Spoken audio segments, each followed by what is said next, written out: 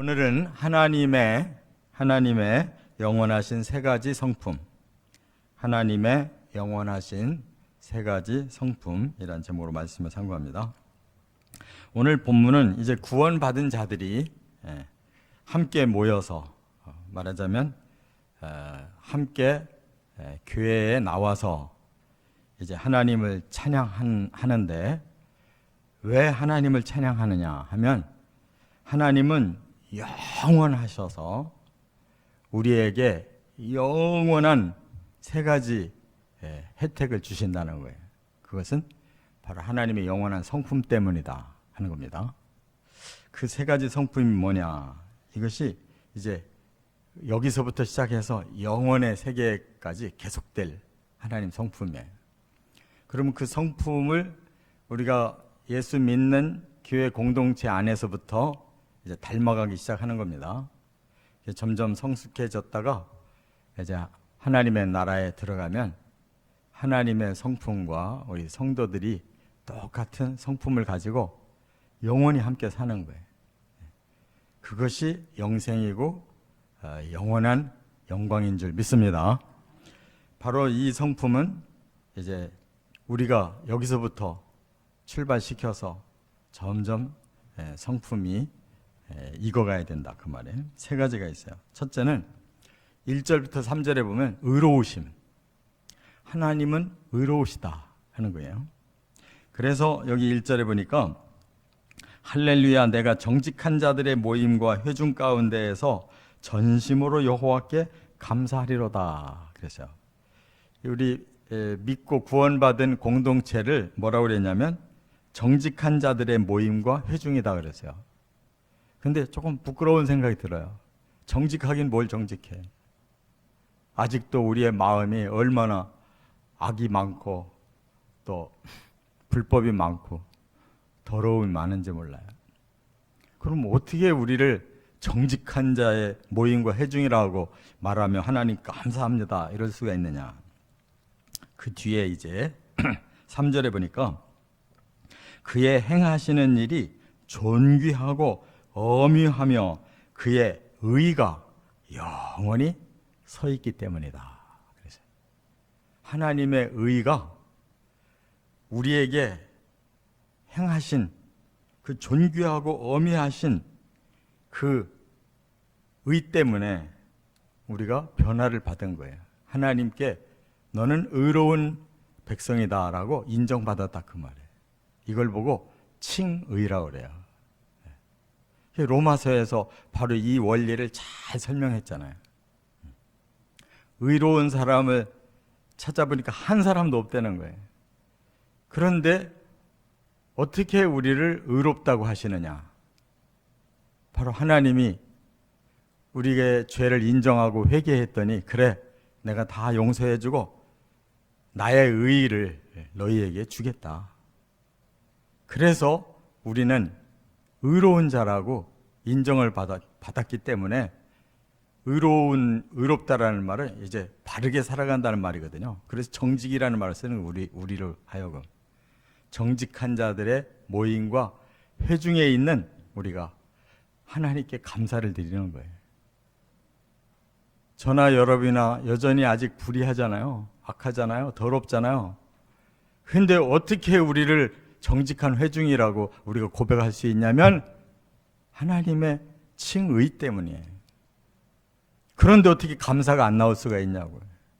저는 아직 부족한데 어찌 저를 의롭다 여기시고 정직한 자들의 이 회중이라고 하나님 인정하시느냐 말이에요. 그래서 감사가 나오는 줄 믿습니다. 이 깨달음이 없는 사람은 하나님 백성이 될 수가 없어요. 그래서 2절에 보니까 여호와께서 행하시는 일들이 크시오니 이를 즐거워하는 자들이 다 기리는도다. 이렇게 해서 구원받은 성도들은 하나님이 행하신 일이 너무 크십니다. 하나님이 우리를 의롭다 여겨주시니 우리는 너무나 즐겁습니다. 그것을 우리는 다 기립니다. 기린다는 말은 뭐예요? 또 기억하고 또 감사하고 또 기억하고 또 즐거워하고. 할렐루야. 교회는 바로 이게 살아있어야 되는 거예요. 세상은 그저 그러려니 하고 살 수 있지만 교회에 나온 우리는 그 세상에서 똑같은 사람들인데 우리가 하나님의 공동체에 모였을 때 그때 우리는 의를 깨닫는 거란 말이에요. 아, 이렇게 별 볼 일 없는 우리를 하나님은 당신의 의로 우리를 덧입혀서 우리를 이렇게 의롭다고 정직한 자들이라고 받아들이시는구나. 그러면 감사가 넘치고 즐거움이 넘쳐야지. 왜 죽을 상을 하고 사냐고. 뭐 때문에? 여러분의 마음에 죄짐을 다 예수님이 져 주었고 하나님이 너희들은 다 의로운 자야라고 인정해 주신다는데 뭐가 그렇게 문제가 많고 근심 걱정이 많고 뭐가 그리 괴로우냐고. 즐거워하시기 바랍니다. 감사하시기 바랍니다. 그게 살아있는 심령이고 믿는 자의 표징인 거예요. 두 번째, 4절부터 6절에 보면 은혜와 자비로우심이 하나님의 두 번째 성품이에요. 한마디로 말하면 하나님은 너무나 사랑이 많으시다는 거예요. 여기 4절에 그의 기적을 사람이 기억하게 하셨으니 여호와는 은혜로우시고 자비로우시다. 기적이래요, 기적. 그렇지 않겠어요? 우리같이 형편없는 자에게 뭘 그렇게 하나님은 대단히 매력을 느끼고 반하셨길래 우리에게 그 기적 같은 일들을 주십니까? 우리가 무슨 은혜를 받을 자격이 있어요? 우리가 무슨 자비를 얻을 자격이 있어요? 그걸 얻었다는 게 기적인 거예요. 그래서 여기 이 은혜와 자비라는 말은 여기 보통 잘 쓰지 않는 단어를 썼어요. 한운과 라훔이라는 단어를 썼는데 이건 이미 우리들에게 주어져 있는 선물이에요. 그래서 한량없는 하나님의 그 자비로우신 사랑이 우리에게 이미 있기 때문에 우리는 그 안에서 이제 이 풍성한 은혜와 그 사랑을 누리며 산다는 거예요. 그래서 5절에 뭐라고 그랬어요? 여호와께서 자기를 경외하는 자들에게 양식을 주시며 그의 언약을 영원히 기억하시리로다. 네. 이제 육적인 사람은 양식 그러면 하나님 우리에게 먹을 거 풍성히 주시는가 보다. 한번 구약의 출애굽기를 보세요. 그들이 애굽에서 노예 생활을 할 때 그들이 못 먹고 살았습니까? 그들 말로 간증했잖아요. 우리 거기서 고기 먹었지 않냐. 아무리 노예래도 풍성한 그런 문명의 세계에서는 그들이 고기도 먹었단 말이에요. 그런데 광야에 나왔더니 고기는커녕 맨날 하늘에서 만나만 내려주시는데 처음에는 막 너무 기적이 일어나서 좋았는데 조금 지나니까 한 달 지나니까 그냥 물린 거예요. 이거 맛없어 못 먹겠다. 애굽에서는 그래도 우리가 고기를 먹었었는데. 이 육적인 사람의 생각이잖아요. 아니 허허벌판 광야에서 고스란히 죽을 수밖에 없는데 하나님이 하늘에서 만나 내리시고 바위를 쳐서 물을 내주시고 또 고기를 하도 먹고 싶다니까 메추라기를 막 확 바람으로 쓸어서 그냥 모아놔가지고 이 메추라기를 시컷 먹어놓고는 그게 먹는 게 전부냐고. 그게 양식이냐고. 하나님의 은혜와 자비를 풍성히 먹고 있는 게 진짜 양식이지. 안 그래요? 네. 육의 사람은 자기 목숨, 요 입맛만 생각한단 말이에요. 영의 사람은 그렇지 않아요. 우리가 이 시련의 과정을 잘 극복해서 하나님의 영원한 나라에 들어가는구나. 거기서 영원한 생명과 영원한 영광을 누리는구나. 그것을 깨닫는 게 그게 영적 양식이지. 그때 우리는 이 세상 것이 시시해 보이는 거예요. 이 땅에 좀 더 잘 먹고 못 먹으면 뭔 차이냐고, 그게. 라면 먹으면 어떻고, 몇십만 원짜리 음식 먹으면 뭐가 그렇게 크게 다르냐고. 여기서 양식을 주신다는 것은 우리들에게 하나님의 백성의 그 신령한 양식을 공급하신다는 줄로 깨달으시 바랍니다. 그렇기 때문에 육은 더 말할 것도 없이 하나님 책임져 가시는 거예요. 영혼을 살리는데 육을 죽이면 뭐해요? 그러니까 영혼을 살려가기 위해 육에 필요한 것들 주시며 가는 거예요. 만나도 주고 물도 주시고 메추라기도 주시고 안 준 게 어디 있어? 다 줬지. 근데 세상 사람들이 원하는 것처럼 그 육적인 것만 원하면 되겠냔 말이에요. 또 언약을 영원히 기억하신대요. 양식만 딱 주고 너희들은 이 땅에서 끝나. 그러면 그게 하나님 사랑이냐고. 영원한 언약을 계속 내가 너희들에게 약속하고 거기까지 끌고 갈 거야 해야 그게 소망이 있는 거지. 지금 여러분들은 뭘로 지금 소망을 삼고 있습니까? 예수 믿고 병도 낫고 복도 받았고 마음도 편안하고 그냥 살만해. 이게 소망이에요? 그러려고 예수 믿냐고. 영원한 언약을 이루려고 지금 믿고 있는 거 아니에요. 근데 뭘 이렇게 시시한 거 가지고 이렇게 자꾸 이렇게 자저부리하게 그렇게 마음 쓰고 사냐고. 뭐가 우리를 지배해야 되냐고. 정신 차리고 믿으세요. 사소한 건 툴툴 털어버려요. 큰 거 붙잡고 가야지.